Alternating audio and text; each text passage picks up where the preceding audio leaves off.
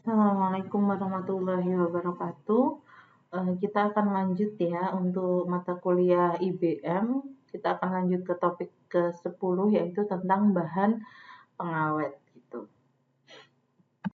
Oke, jadi outline kita hari ini ada 4. Yang pertama pengolahan pangan dan pengawetan, lalu pengawet sebagai bahan tambahan pangan, lalu jenis bahan pengawet, dan yang terakhir adalah dampak bahan pengawet bagi kesehatan. Nah, kita mulai dulu dengan outline yang pertama. Jadi apa yang dimaksud dengan food processing atau pengolahan pangan? Yaitu satu atau lebih perlakuan pada bahan yang meliputi baik itu mencuci, menggiling, mencampur, mendinginkan, menyimpan, memanaskan, dan lain-lain, yang mana dia merubah bahan itu menjadi berubah gitu ya, berubah dari sifat-sifatnya gitu. Misalnya seperti kalau dia itu mencuci itu menjadi lebih bersih, menggiling itu teksturnya berubah, seperti itu. Nah, hasil dari pengolahan itu disebut dengan pangan olahan, yaitu makanan yang telah berubah dari kondisi alami saat pemanenan atau natural state atau kondisi alaminya, dikarenakan proses pencucian, pemotongan, pemasakan, dan proses pengolahan yang lain gitu. Nah, ini contohnya adalah coklat gitu ya. Nah, ini contohnya adalah coklat gitu. Jadi, coklat itu kan bentuk aslinya buah gitu ya, buah kakao.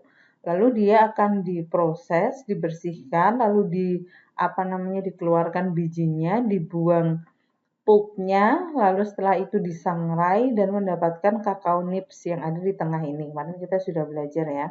Jadi isi inti biji coklatnya yang sudah disangrai setelah itu dipecah gitu. Nah, dari proses itu akan dilanjutkan ke proses pengolahan yang lain hingga akhirnya dia akan menjadi makanan yang bisa kita konsumsi gitu. Nah, itu disebut sebagai pangan olahan. Salah satunya yang kita ambil contoh adalah coklat gitu ya. Nah, apa sih tujuan dari pengolahan pangan? Jadi tujuan pengolahan pangan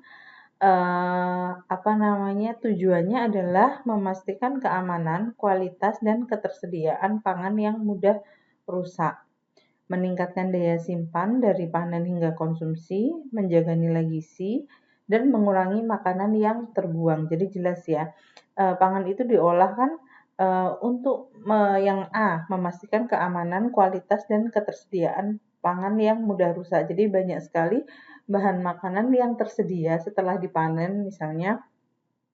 Nah, itu kalau dibiarkan begitu saja, akhirnya dengan cepat akan membusuk dan akan terbuang gitu.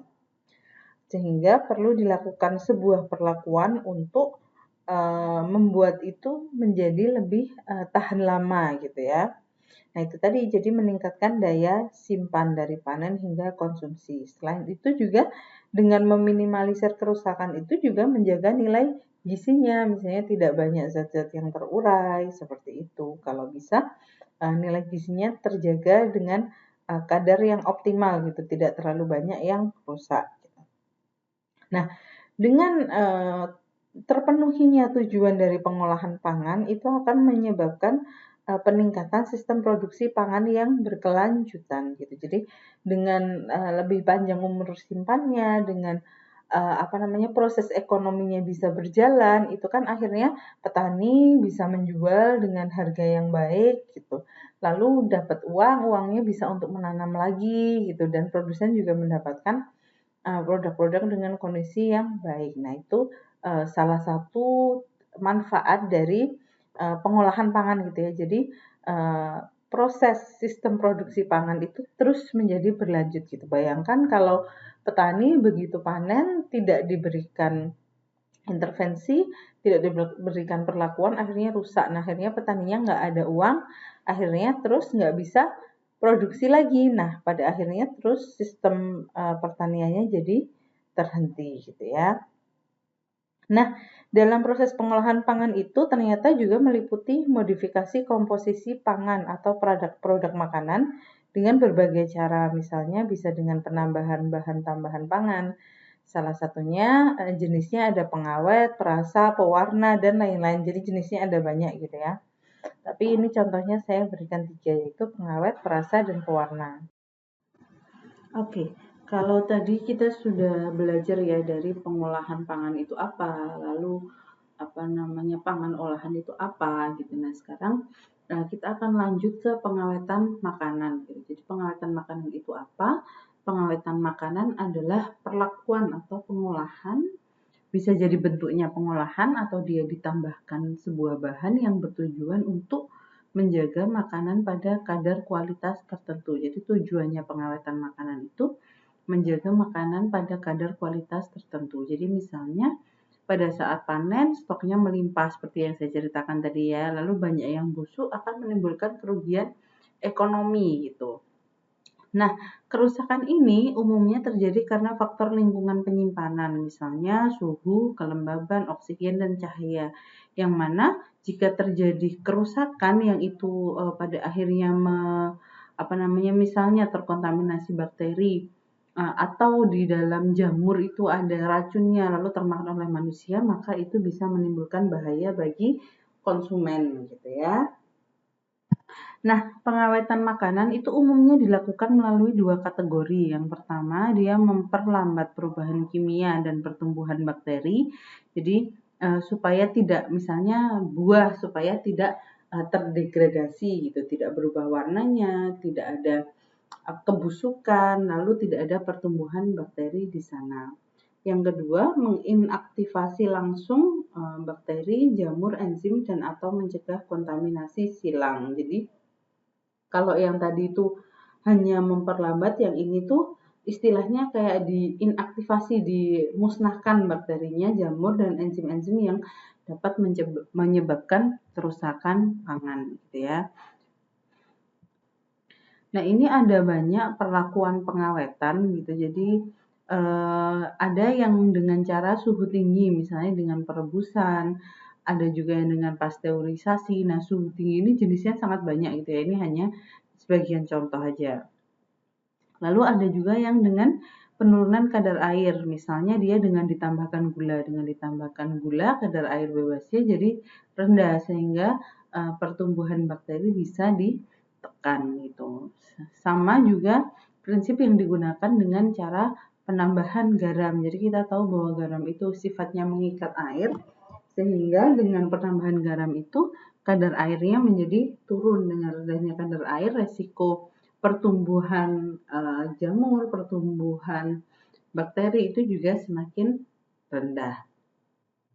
Nah, ada juga yang dengan pengeringan gitu. Jadi pengeringan itu dijemur, misalnya kayak kalau kita tahu habis panen padi akan dijemur gitu supaya tidak berjamur atau tidak mudah berkutu misalnya. Seperti itu. Lalu ada suhu rendah gitu. Misalnya pendinginan atau pembekuan. Jadi memang ada beberapa yang dia butuhnya hanya didinginkan, ada yang butuhnya dia itu memang harus dibekukan. Misalnya kayak frozen food itu harus dibekukan supaya umur simpannya menjadi panjang gitu ya. Nah, kalau pendinginan mungkin kita sudah banyak ya. Jadi ya, kita mungkin sudah banyak paham pendinginan, misalnya ya dimasukin kulkas supaya masih awet sampai besok misalnya. Nah, itu adalah cara-cara pengawetan makanan, perlakuan pengawetan yang biasa dilakukan masyarakat kita dengan cara-cara yang sederhana gitu ya. Jadi misalnya kayak perebusan itu juga sederhana, penambahan gula garam itu juga sederhana, pengeringan apalagi gitu. Nah, kalau yang dia sifatnya lebih kompleks itu biasanya dengan penambahan bahan pengawet. Jadi memang ada bahan tertentu yang ditambahkan ke dalam pangan sehingga dia menambah umur simpannya gitu.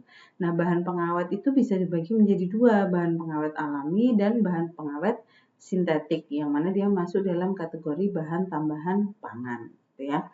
Nah, nanti yang BTP ini akan kita bahas lebih lanjut gitu. Kalau untuk yang bahan pengawet alami itu saya membaca itu contohnya misalnya dengan kunyit seperti itu.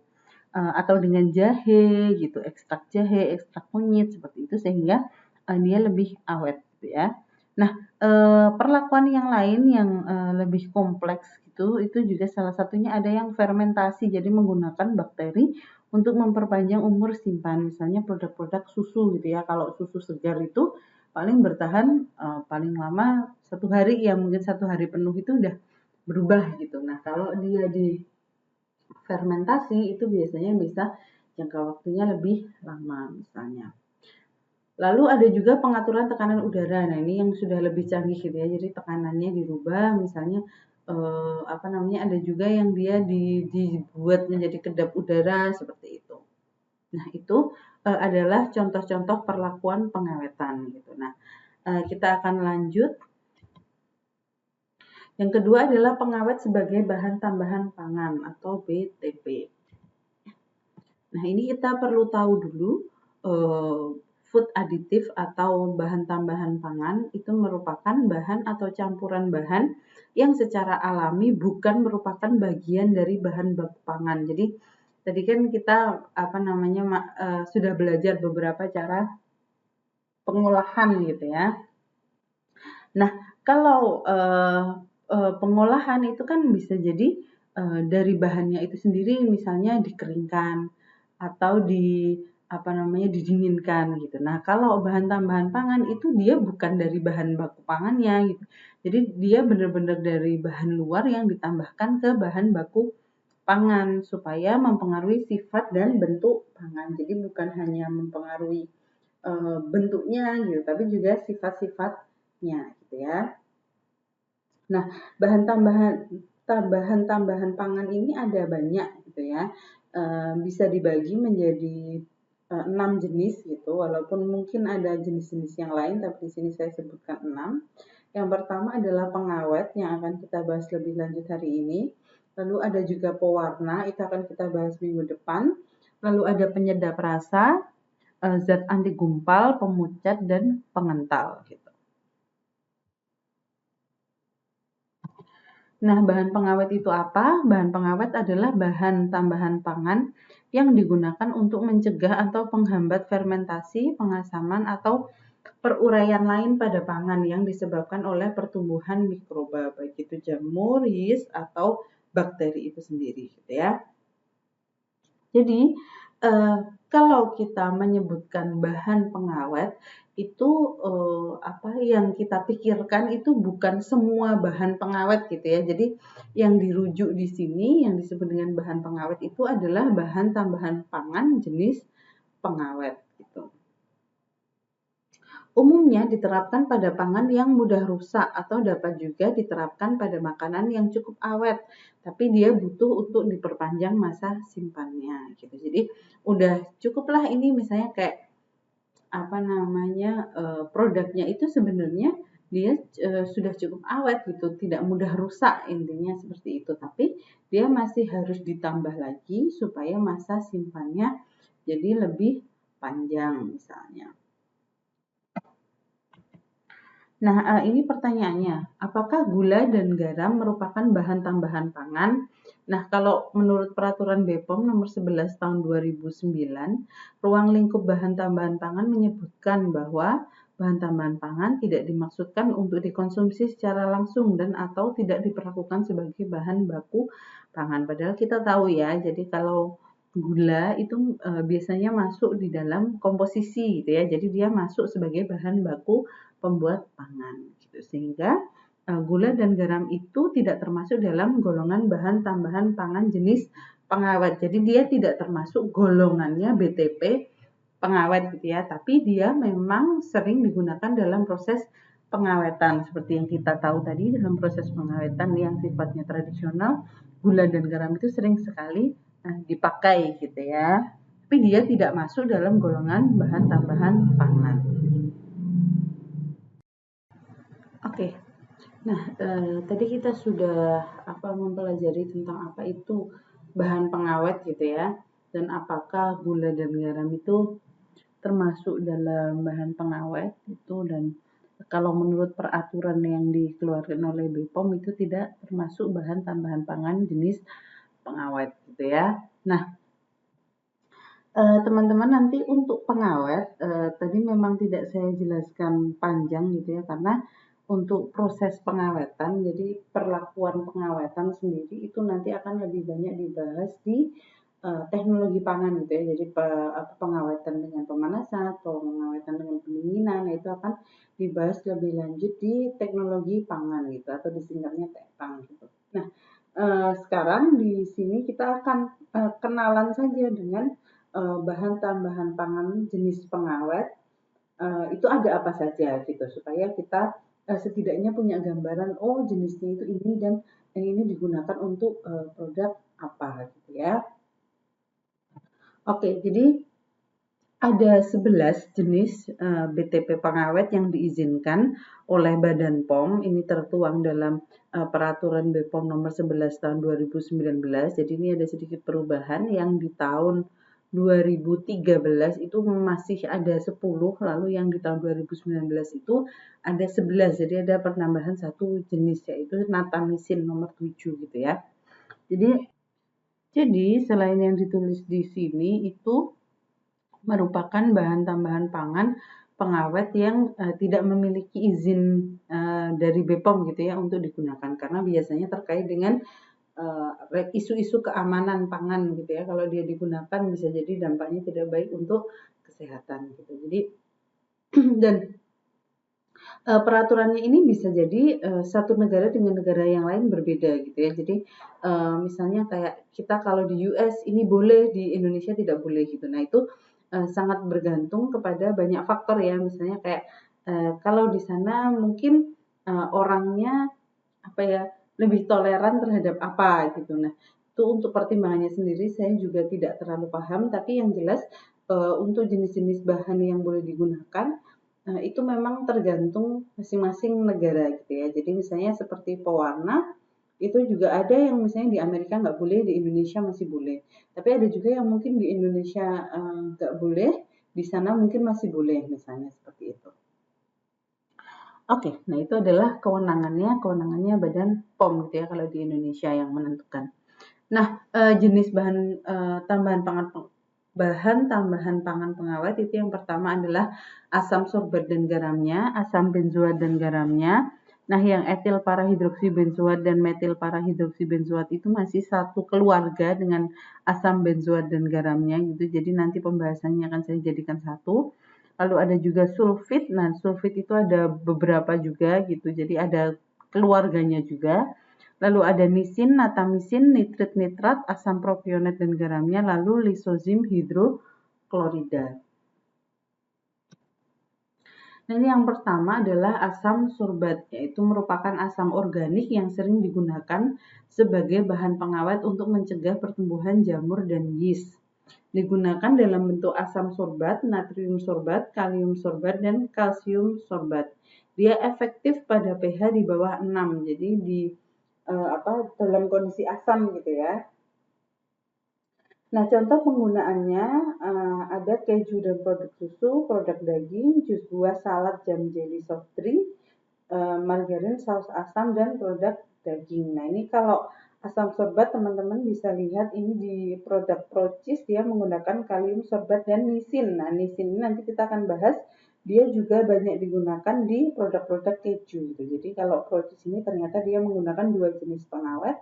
Yang pertama adalah kalium sorbat dan yang kedua adalah nisin. Oke.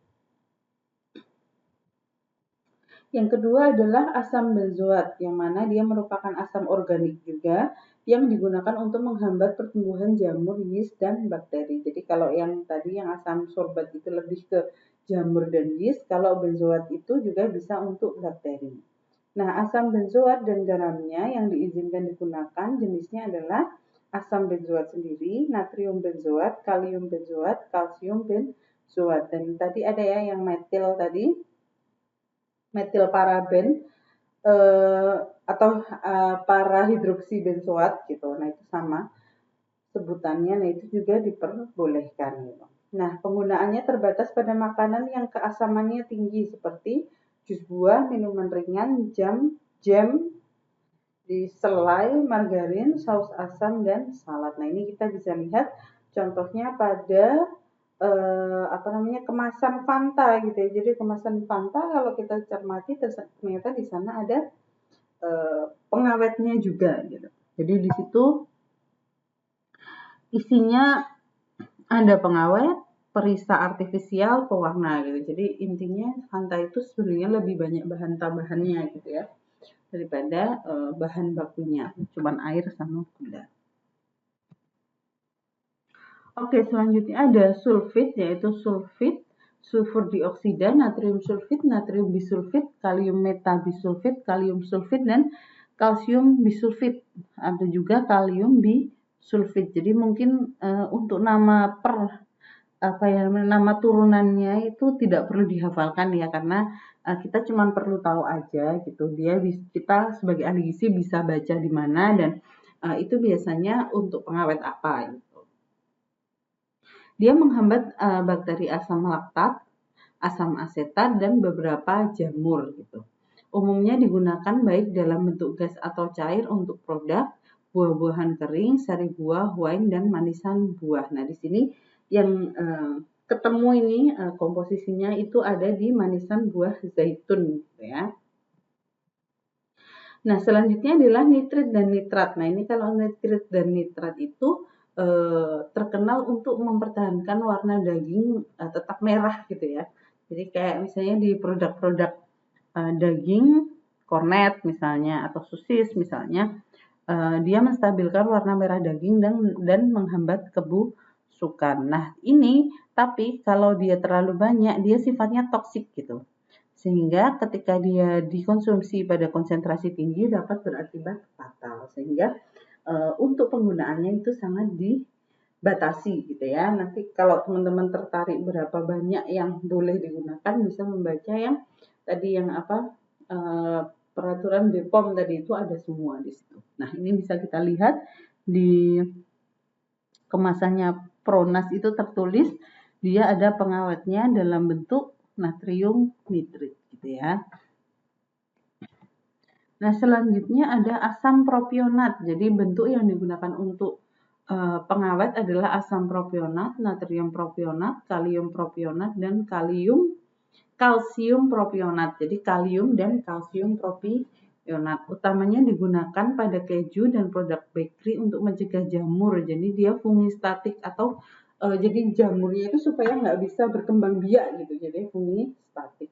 Ini di produknya Sari Roti bisa kita baca di belakang ada tulisannya pengawet kalsium propionat. Nah, ini yang contohnya adalah kalsium propionat.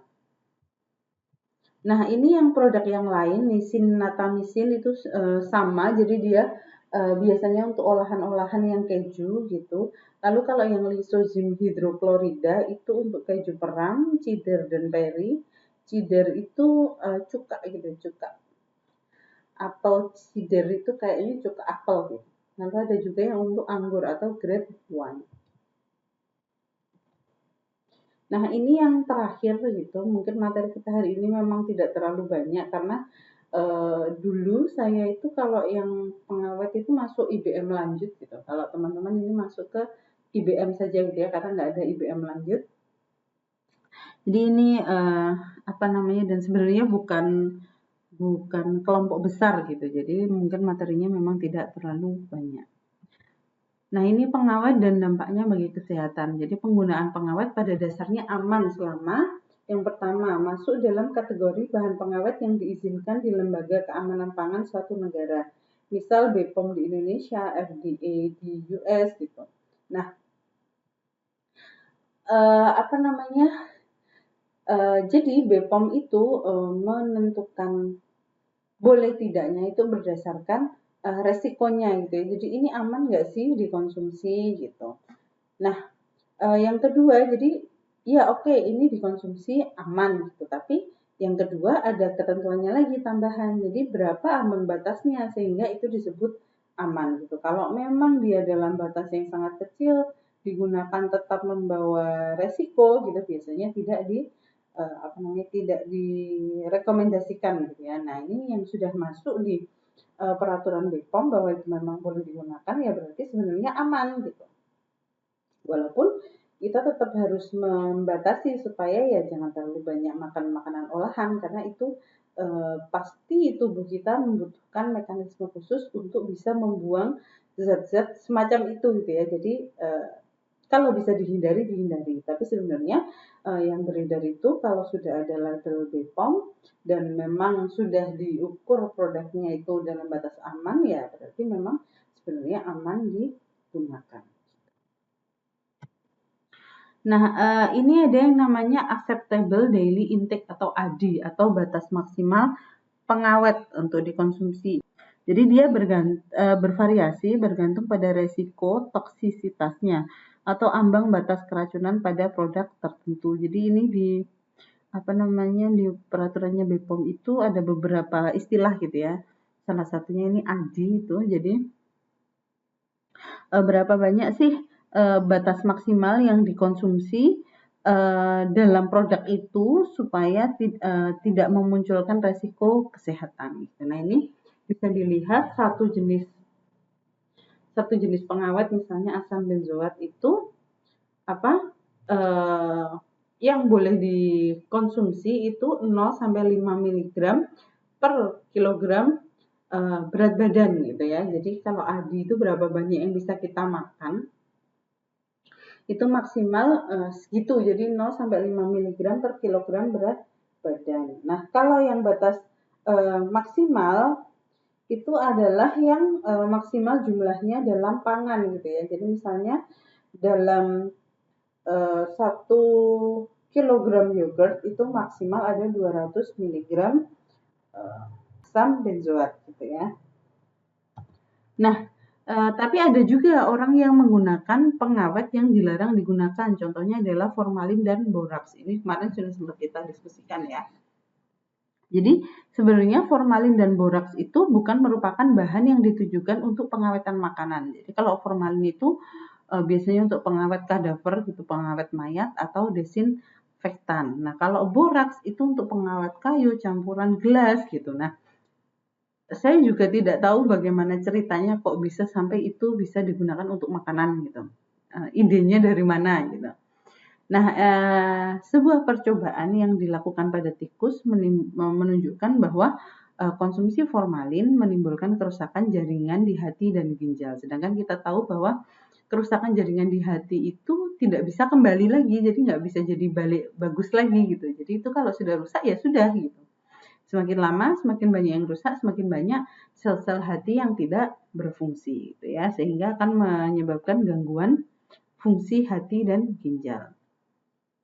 Lalu saya membaca di webnya BPOM juga ada gangguan yang ditimbulkan oleh konsumsi boraks, misalnya gangguan fungsi saraf gitu ya. Sedangkan masyarakat kita itu mungkin menganggap boraks itu biasa gitu ya, seperti kita ceritakan kemarin ada digunakan untuk membuat legendar misalnya seperti itu. Selama berpuluh-puluh tahun menjadi menjadi resep turun temurun gitu ya, dan ternyata itu tidak baik untuk kesehatan. Nah ini masalah formalin ini masih saja terjadi gitu. Ini adalah satu kasus yang baru saja terjadi di Semarang, masih tahun 2021 bulan Februari. Jadi ada 1,5 ton mie mengandung formalin. Jadi ada sebuah perusahaan mie yang membuat mie-nya bahannya itu dicampur dengan formalin gitu. Nah, ternyata di sekitar kita itu masih banyak sekali pedagang-pedagang produsen yang nakal yang memproduksi produk pangan yang sebenarnya tidak sesuai dengan standar kesehatan gitu ya. Nah, selain formalin dan boraks ternyata ada banyak bahan yang dilarang digunakan sebagai bahan tambahan pangan. Nah, ini secara umum ya, jadi bisa jadi itu sebagai pewarna, bisa jadi itu sebagai antioksidan, itu bisa jadi sebagai pengawet gitu. Nah, ini ada banyak ternyata gitu. Itu yang dilarang gitu. Jadi sebenarnya BPOM sendiri itu sudah membuat garis batas yang jelas antara mana yang boleh digunakan sebagai bahan pengawet, mana yang tidak gitu. Sehingga memang kita perlu tahu dan perlu waspada kalau memang ada bahan-bahan pengawet yang seharusnya tidak ditambahkan tapi ditambahkan ke makanan gitu, karena khawatirnya itu akan membawa dampak buruk bagi kesehatan gitu ya. Jadi nanti ketika teman-teman menjadi ahli gizi, lalu ada orang konsultasi, ini aman nggak sih dikonsumsi, itu teman-teman bisa cek gitu ya. Jadi cek di mana tulisan pengawetnya, teman-teman bisa cek ini aman nggak sih pengawetnya gitu, sehingga bisa memberikan saran yang benar gitu ya, apakah ini memang berbahaya ataukah ini memang sebenarnya ya memang pengawet ini diizinkan oleh BPOM dan boleh dikonsumsi asal batasnya sesuai batas yang direkomendasikan gitu ya. Oke, ini referensinya untuk materi hari ini, yang mau membaca boleh gitu, tapi ini sangat banyak karena biasanya ini arahnya ke pengolahan pangan, maksudnya teknologi pengolahan pangan gitu. Jadi memang kalau mau membaca cukup banyak gitu ya, ratusan halaman. Oke, baik, saya tutup. Terima kasih atas partisipasinya.